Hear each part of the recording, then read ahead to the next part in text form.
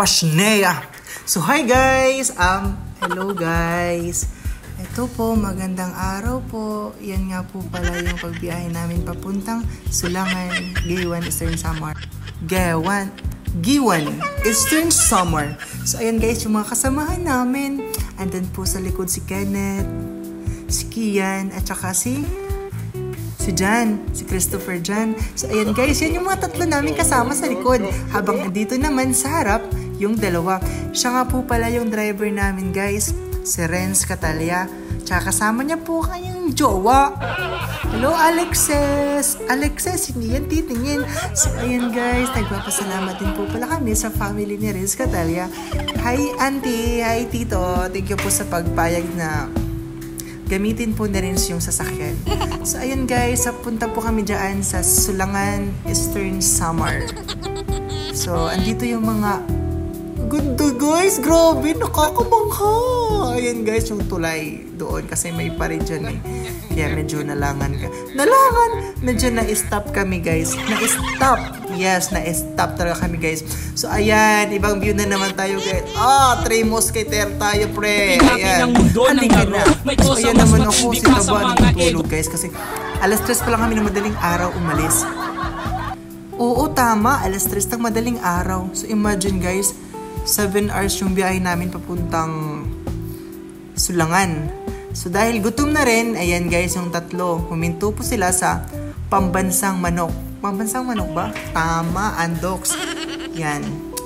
Dahil alam nyo naman, sa biyahe nakagutom talaga. Kasi sa labas sila guys eh. Hindi sila nabusog sa kakalanghap ng hangin.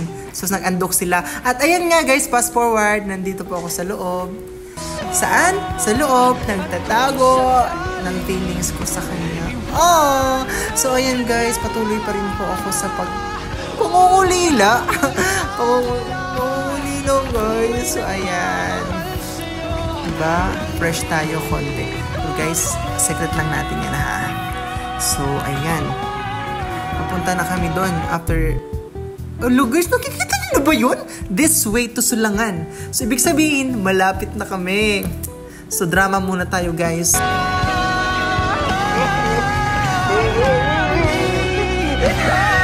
Aray ko!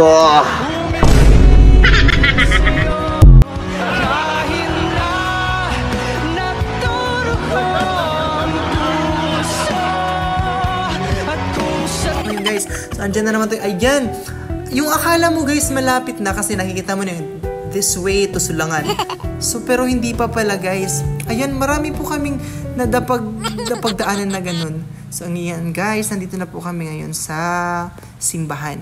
Sa Sulangan, Eastern Samar, kung saan yan po talaga yung pinaka main purpose ng pagbiyahe namin. At ito nga po pala yung sasakyan na ginamit namin papuntang Sulangan. So nandun po sa likod yung mga taong kasama ko. Ayan. So guys, nandito naman po tayo sa mga sa bazaar. Mini bazaar po ng Sulangan. Ito po yung makikita lamang sa tapat ng simbahan. Diba guys, ang daming pwedeng ipasalubong. Napakamura guys, yun yung nakakabilib. Kasi ang mura ng mga paninda nila. Shoutout nga po pala sa bata. Hello bata! At nandito na naman po ako. Wow, sana all. Sana po lahat tayo ay maging totoo, tapat, sipag, masyaga, may pananagutan sa kapwa. Ayan! Ayan po yung mga accessories. Accessories. Ang mga souvenirs na maaaring ipasalubong. So guys, pakinggan niyo po muna yung aking sasabihin dito sa part na ito. Kasi maganda po yan. Kasi napaka-creative talaga ng mga Pilipino. Taga dito lang din ang gumawa nito.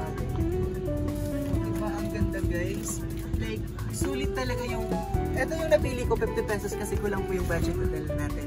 So, sulit naman, tsaka mga 11. At matapos nga po naming mamili ay nakabili na po kami ng dalawang pearl quintas na pearl. Pearl ba yan? Tama? So, ayan guys, magsisimula na po yung mass. So, ito po pala yung labas ng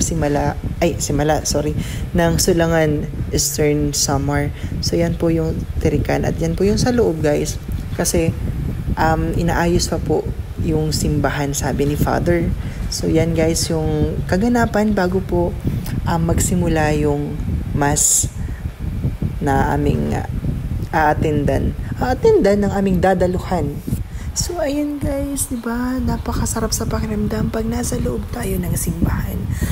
Yan naman po yung kaganapan after ng Mass. Nagsilabasan na po yung mga tao. Syempre guys, thank you Lord palagi. So, ayan na po yung mga palarong pambansa.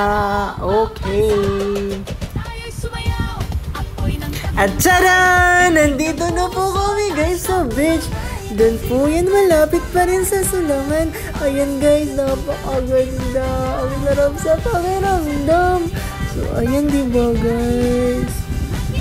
Napapakalma tayo pag nasa dagat tayo guys. Because, this is one of my comfort zone. Yeah, really. To be honest. At ayan nga guys, kumain na po muna kami ng tanghalian kasi hindi pa kami nag-umagahan. Tapang natin pre. So ayan guys, yung pagkain po namin is pritong manok na luto ni Renz Catalia. Ayan, medyo na... Wow, ang laki naman yan, Kenneth. Ang laki na po ng tiyan natin, Kenneth. Ayan guys, huwag mo natin pansinin yung tiyan. Ang mahalaga, busog tayo palagi. Okay, ayan guys, sa labas naman. 'Di ba parang Boracay? Ang ganda talaga guys, promise. Sulit po talaga yung pagstay nyo doon. Kaso may work po kasi ako kaya madali lang po talaga yung namin, bakasyon. Hindi po talaga siya sin bakasyon. At saka alam nyo guys, nagpaalam po pala si Renz na mag-overnight kami. That day na po, nung nasa Sulangan na po kami. So yan guys, tapos namin mag-lunch, syempre, magpe-prepare na kami ng hapunan. So, alam nyo guys kung ano yung ulam namin para sa hapunan? Manok pa rin! Kasi, yun lang manok. Ayan guys, ang sarap, ang laki. Ang sarap guys. Yan po yung nagpapaypay, masarap din po yan guys. Kaso, taken na po yan. At yan nga guys, yung naman yung view pag dapit hapon na. Ayan, meron pong naliligo dyan. Diba guys, ang ganda pa rin kahit maggagabi na. So yan po yung mga cottage nila, mura lang. At yan na guys, maghahapunan na po kami. Diba? Ang bilis ng mga pangyayari. Enjoy naman po kami. Ayan guys, parang lechon manok pa rin yung ulam namin. Kasi medyo di po kami na busog kasi yung kanin po namin is hilaw, 99.9 hilaw.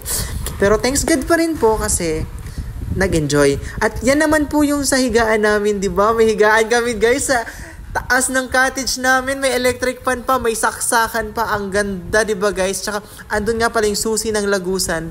Ayan. Doon po kami umaakyat. Yan po yung view guys sa loob. Ito naman sa labas syempre. Nang kinaumagahan na to guys. Ayan yung mga magjowa. Sana all. Marami pong doon mga beaches. Yan lamang po yung iba naming nakuhanan. Kasi kulang na po kami sa time. Ayan guys, nagpe-prepare na po kami. Pauwi na po kasi kami guys. Kaso gusto pa namin magstay pero yun nga po, may mga bagay-bagay na dapat pa kaming atupagin. Yung masasabi ko lang po ay nag-enjoy kami sobra at napakaganda ng Sulangan, Giwan Eastern Samar. Ang sarap balik-balikan. Tsaka syempre with good people. With good people, of course, there's a better memories. So, salamat guys. Hanggang sa uli. Paalam!